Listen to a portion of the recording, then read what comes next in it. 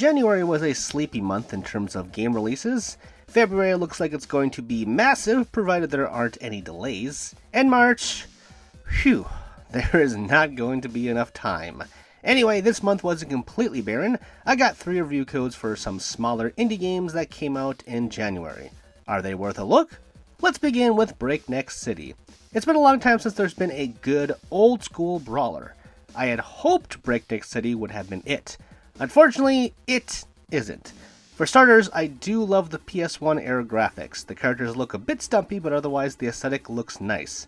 Co-op is always good in one of these games, and that's about where my praises stop. The game feels like a demo. Levels aren't particularly well thought out. The fighting mechanics have some questionable hitboxes, making it feel like you're punching at air sometimes, even though it looks like you're connecting.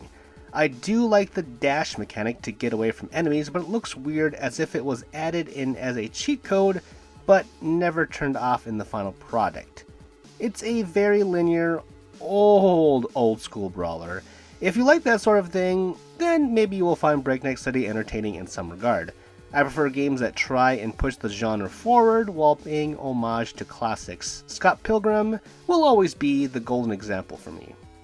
Moving on, we have Demoniaca, Everlasting Night. It is a classic Metroidvania complete with RPG elements. I'm always game for one of these, but it's a bit of a monkey paw situation. Not like this, I screamed while playing it.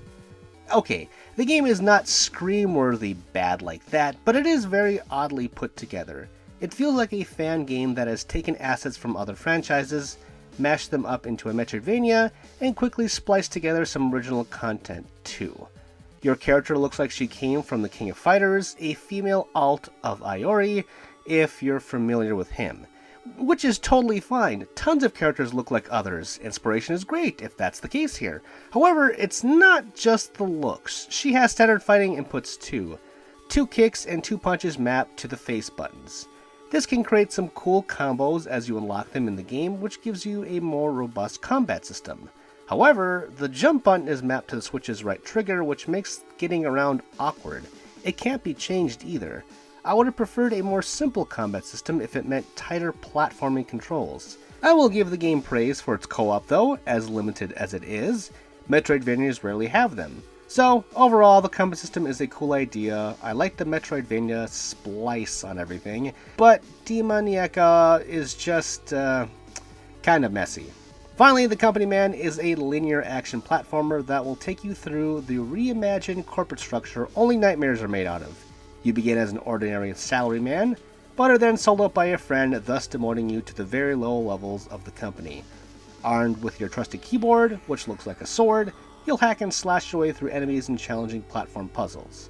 There are upgrades to buy between floors, such as more health. There's no good way to grind for currency though, and no need to backtrack either, so it's not really a Metroidvania. It's fairly short too, which is a good thing as it doesn't overstay its welcome too much. I like the art style and the concept, but The Company Man was perhaps a bit too simple for me. Nothing about it screamed out at me as a must-play or recommendation for 2022. It's also not terrible in any grim way, it's just extremely average. That said, of the 3, it's my top pick. And with that sour note, that's it for me. Here's to another month of gaming glory, as average as it was.